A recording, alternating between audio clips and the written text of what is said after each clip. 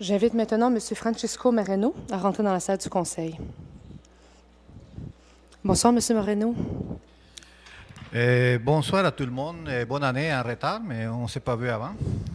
On devrait mettre un chronomètre parce qu'il y a des citoyens qui ont pris beaucoup de temps parce qu'ils font pitié puis on les laisse parler trop, mais on devrait avoir tout égal. OK?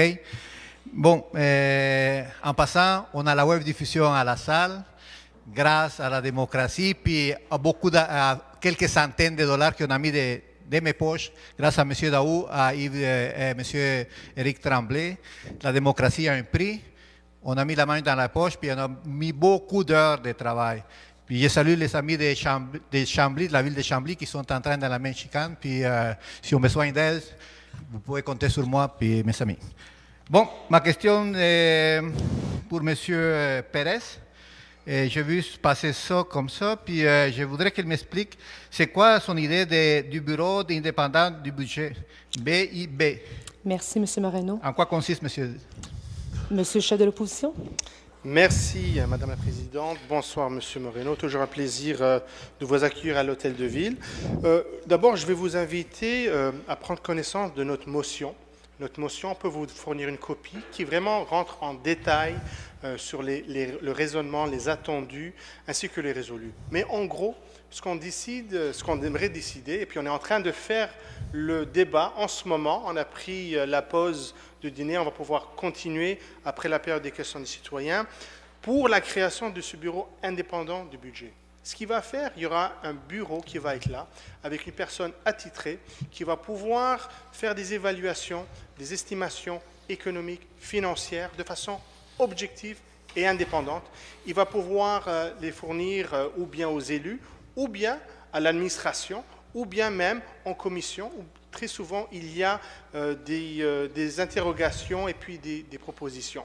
Alors ça, c'est rien que des éléments préliminaires qu'on pourrait rentrer plus en détail. Nous pensons que c'est une idée phare. Il y a beaucoup de villes qui le font de plus en plus, que ce soit New York, Chicago, San Diego, Pittsburgh. Il y a l'OCDE qui le reconnaît également. Wow. Il y a évidemment le Parlement d'Ottawa qui a un bureau du directeur du budget. Donc pour nous, c'est quelque chose qui va dans le sens de la transparence, de l'ouverture et partage des informations. On sait qu'il y a écho sur ces valeurs, sur ces principes de la part de l'administration.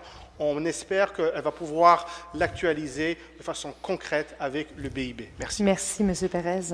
Wow, M. Moreno. Pérez, vous me laissez la bouche grande ouverte. Et maintenant, la transparence, je ne reviens pas avec vous.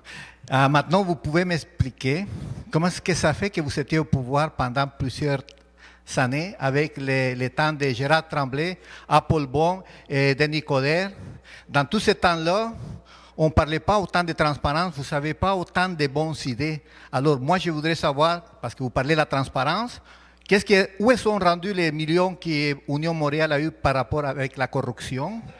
Ou vous pouvez m'expliquer la dette de 350 millions que l'administration Coderre a laissée derrière nous et comment ils ont dépensé 1,2 million dans deux parties pour la formule E, alors que vous parlez de transparence. J'aimerais que vous m'expliquiez ça en quelques mots aussi beaux que vous venez de m'expliquer. Avec plaisir, M. Moreno. Mettez le chronomètre parce que je vais devoir parler vite pour couvrir beaucoup de terrain. 2012, j'étais maire intérimaire, c'est moi qui ai apporté la web diffusion et la capacité de pouvoir effectivement avoir les documents à l'avance. 2012.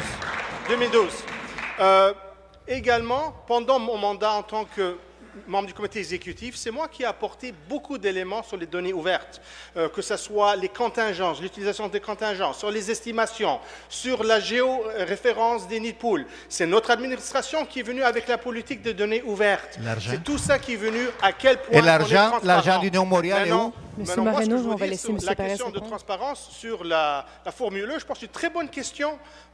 On a l'opportunité, l'administration, elle a reçu des documents de Montréal Cédric électrique. Il y avait M. Rotran qui avait demandé une plénière là-dessus. Nous, on serait prêts à avoir toute l'information dont elle a l'administration, qu'elle puisse partager.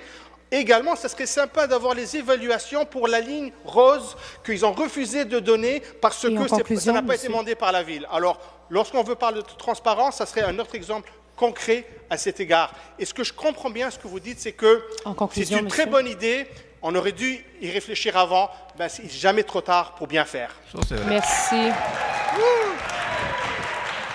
Merci. Merci, M. Moreno. Passez une belle soirée.